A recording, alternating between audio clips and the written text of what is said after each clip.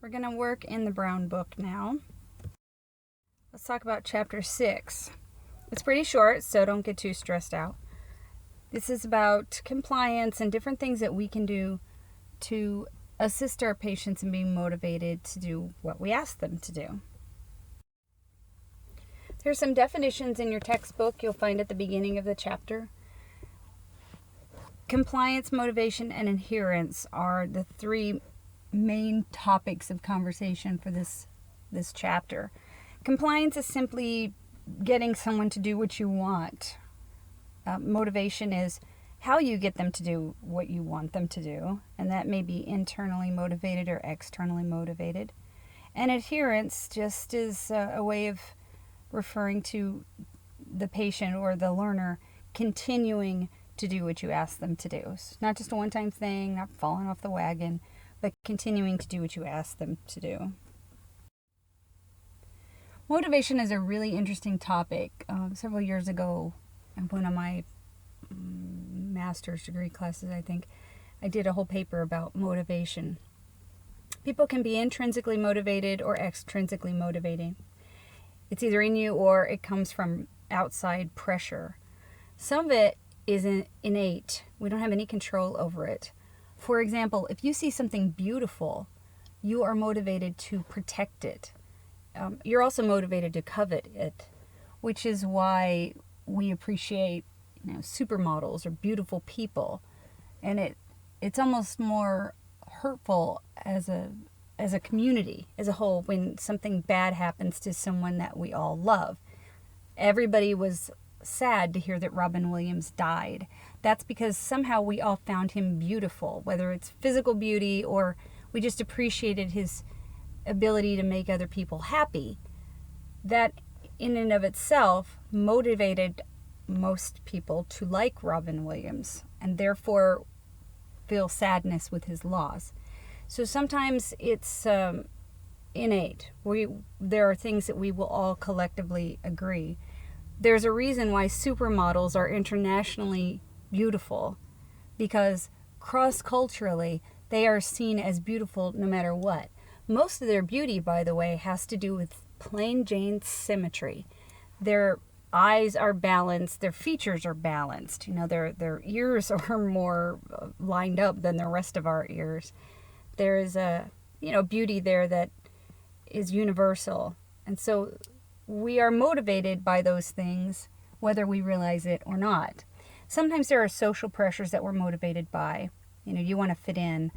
This is particularly true when you deal with teenagers. So it's something to keep in mind when you're trying to teach them or get them to follow a regime you're setting up.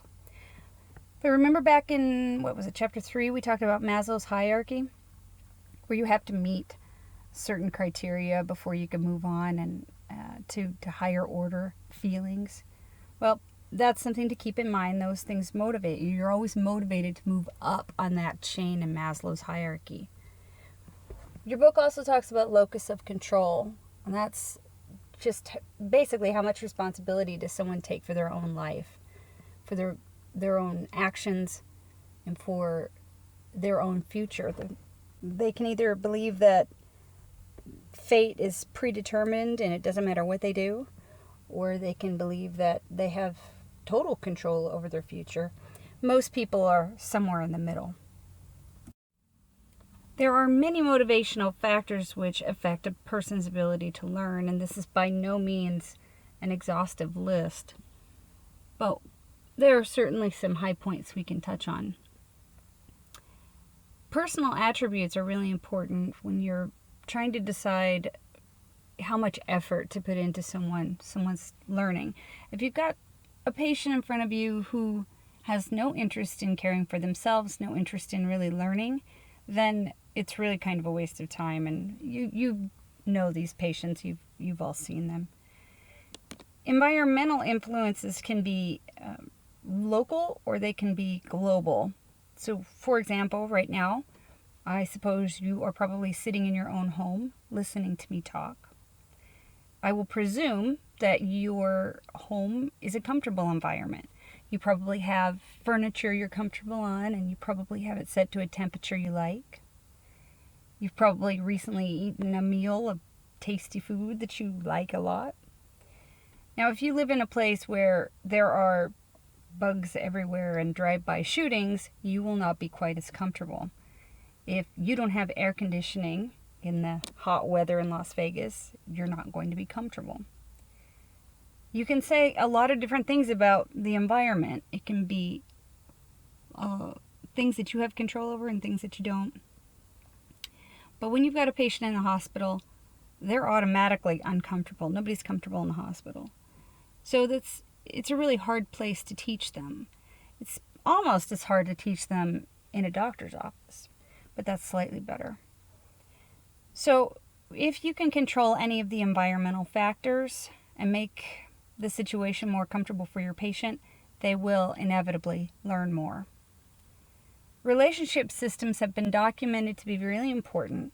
If people have others who care for them, a community of interest, family members, friends, then they're more likely to take care of themselves, to learn about their disease or their condition, and they're more likely to be dedicated and motivated to do something about that situation, that condition.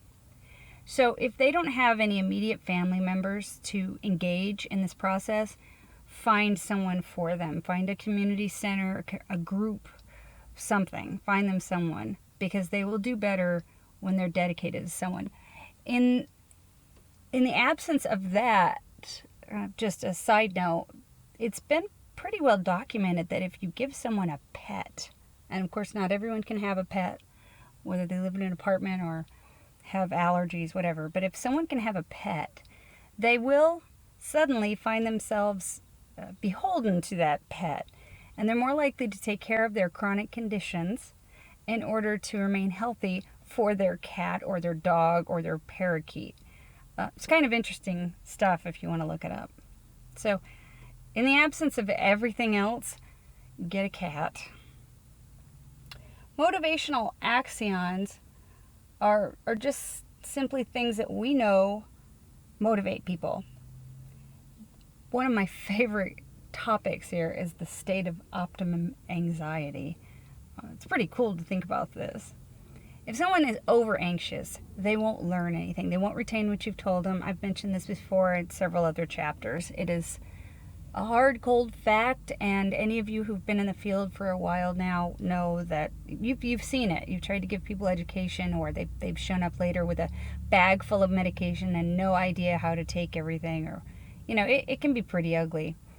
But if you have a slight anxiety about something, you are more likely to learn than if you are not anxious at all about a situation. So too much anxiety is not productive. Not enough anxiety, you just get lazy and you just have no interest in what you're being told.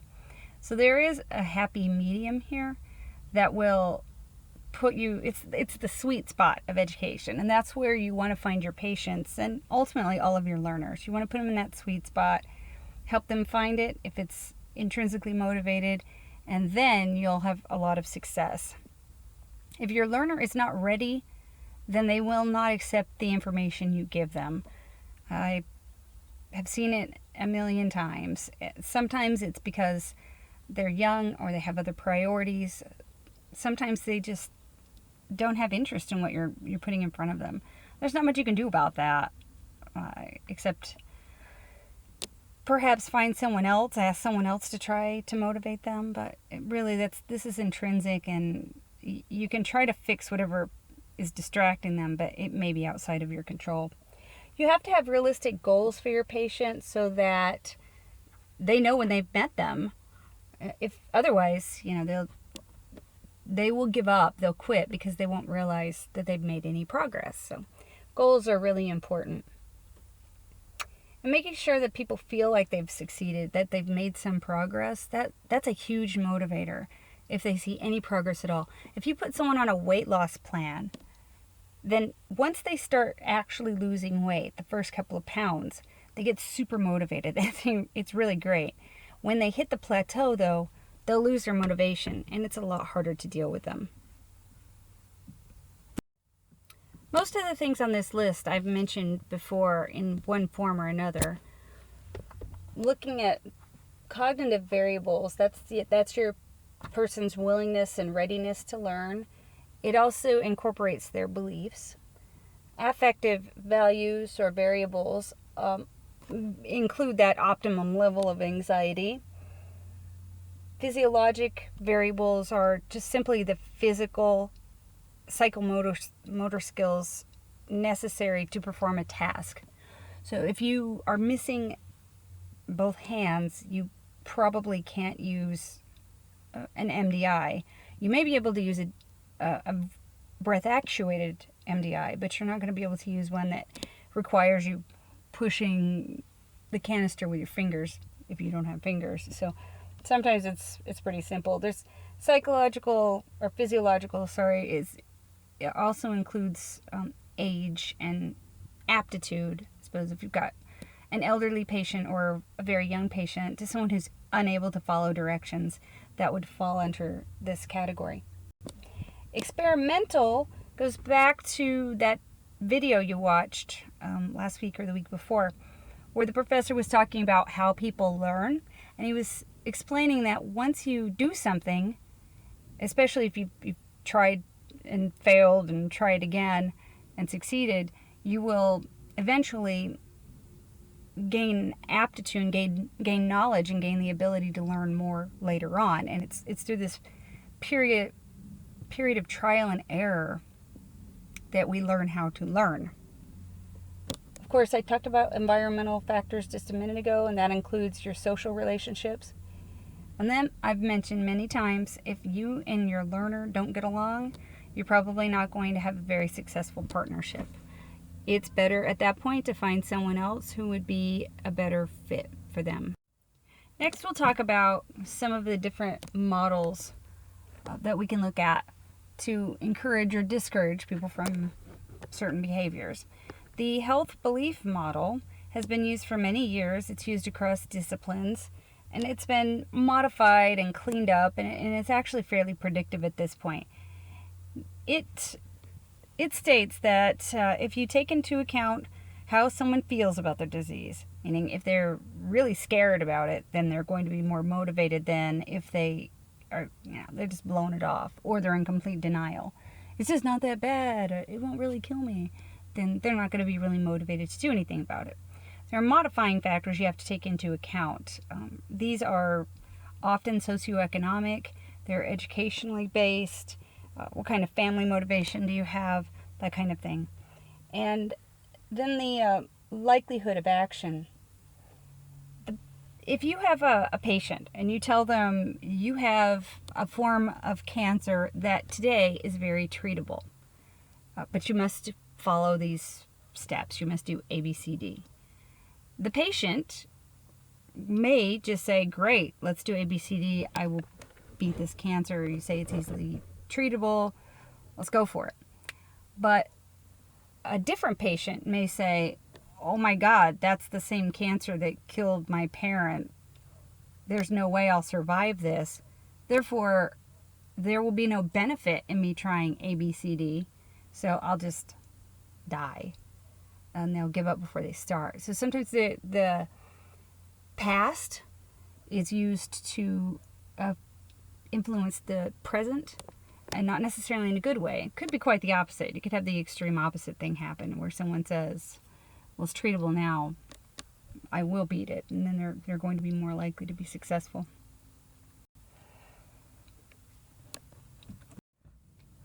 Bandura has done a lot of research on the self-efficacy theory. He states that if you believe you can accomplish something, you can. It's the little engine that could theory, I suppose. He presumes that you want to accomplish something. So if you don't want to accomplish something, his theory doesn't hold a whole lot of water. But here's the thought. He's decided, after a lot of research, that you can learn and retain information in several different ways. You can read about these in your book, but they're performing something on your own, watching other people do things, especially watching someone do something that you thought was going to be hard, difficult, challenging, and it turns out not to be as bad as you thought. So watching someone else is actually motivational to you. Oh, it sounds terrible. You have to give yourself a shot every day. and then you watch someone else give themselves the shot, and you say, oh, that didn't look like it hurt much. That doesn't look as bad as I thought it would be. Verbal persuasion is basically just talking to one another, encouraging one another. And then, of course, there's emotional arousal, which is more intrinsic. So the verbal persuasion is more extrinsic. So it's still a combination of those intrinsic and extrinsic factors. The protection motivation theory is useful when you're dealing with teenagers or the paranoid people. Sometimes it works and sometimes it doesn't. If someone perceives a big enough threat, then theoretically they will change their behavior. They'll stop doing what they're doing, or they'll start doing something that they know they should be doing. For example, to reduce the teen pregnancy rate, I think it would be helpful to tell teenage girls that in the United States of America, 800 women a year die in childbirth or of childbirth complications. If a teenager knew that, she may make a conscious decision not to have a baby. It may not make any difference at all, though, because, she's a teenager and therefore invincible. But you can sometimes scare someone into protecting themselves and changing their behavior. The stages of change theory is relatively new. As you can see from your book, it was really formulated in the 1980s and then fine-tuned in the 90s, and we're still learning from it. It's a relatively new theory. But in general, it parallels a 12-step program. When someone goes to Alcoholics Anonymous or another such 12-step program, there are certain behaviors that it has been established if you follow these steps, you will ultimately change. Some of the stuff is conscious and some of it is not. But we know that if someone is not ready to change, they won't change. You have to ponder it before you truly make a commitment to change. You have to sort of psych yourself out for it. Then you actually have to do something. You have to perform an action. You have to change your diet, change your exercise plan. You have to make a commitment to do that. Then there's, of course, ongoing maintenance, and a lot of people fall off right there. They get really gung-ho about something, and then they don't follow through. And eventually, it becomes a new pattern in your life, and the change sticks. And then you don't have to think about it anymore. You can read about this in your book. It's pretty interesting. The theory of reasoned action has been around for a long time, since about the 50s. But it has certainly evolved and changed a lot in the course of time.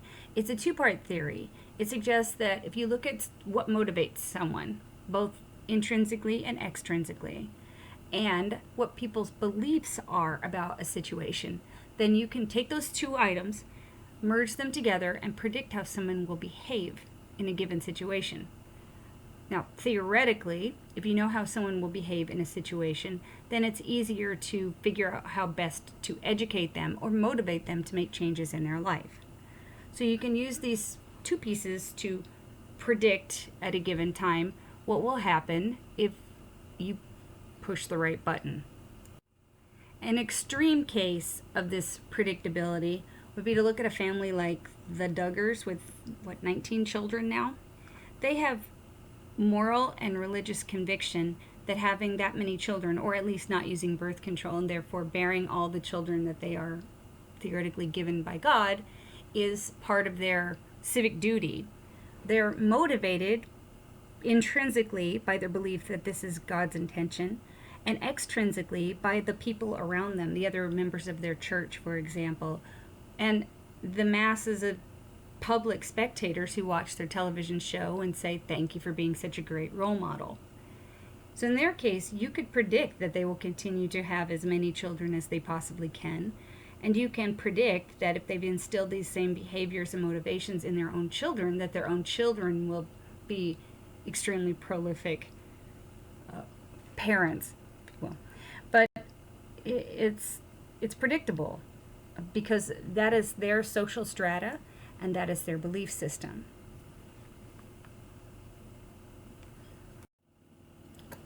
Therapeutic Alliance has been around for quite a long time too, from the 1970s, and if you understand psychologically what was going on in the 70s and the type of attitudes that were being fostered in the 1970s, it doesn't surprise me anyway that this type of theory showed up at that time.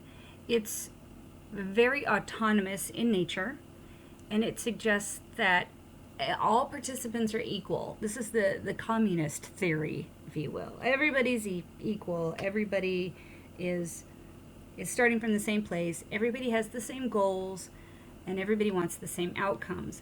But in the end, the patient is responsible for what happens to themselves.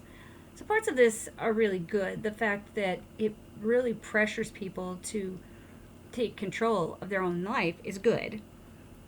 But it is a challenge because there is a natural balance of power between a caregiver and a patient that can't really be denied. And this theory tends to at least attempt to overlook that and say, everybody's equal. Well, that's kind of not the truth. People walk in the room at the doctor's office, they meet you, or they're in the hospital. There is certainly a level of a patient having less power than the educator or the caregiver. So you have to figure out a way to get past that. You have to figure out a way to give the autonomy back to the patient, and you have to figure out a way to balance the power. And that's really hard to do. The easiest thing to do is to just change the environment. If you're in a hospital and a doctor's office, you automatically have the power there because you're the healthcare worker. So even going to the park, some neutral location, makes it better. In a patient's home, it's better. You still have more authority, but in their house, they have more autonomy. So that balances out a little bit. You really have to manipulate this one to make it work well, but the idea behind it is good if it's not the most practical. In the end, knowing about all these different theories should help you be able to create a plan for each patient individually. And not just through patients, but whatever learners you come across ultimately. So these theories, I know they're a little dry, but they do have importance. You can see how the theories merge, how there are similarities and differences. You can compare and contrast the theories and see how some of them are more practical and some are practical in one setting, like a home care, but the same theory may not be practical in a hospital. So you have to pick and choose, and that's why you're here. Learning about these theories allows you to have the ability to pick and choose what's best for your patient. So your job is to promote change, promote healthier living, promote compliance, adherence, and motivate your patient. It's your job to educate the patient, motivate them, and help them figure out a way to take control of their life and change what is in front of them. The best way to do this is to form a solid partnership. I've said it over and over. If you don't get along with the patient, find somebody who does. It won't work. You have to have a good, trustworthy partnership on both sides. If you don't trust the patient when he says, yeah, I took my medication today, I take it every day, and you're thinking to yourself, if you take it every day and you had 30 pills, 1 pill a day, it's been 2 weeks, but I see that you have 28 pills in the bottle. Obviously, you're not taking them every day. Therefore, you must be lying to me. It's a reasonable leap. But that means you can't trust your patient. So the partnership goes both ways. They have to be able to trust you, but you have to be able to trust them.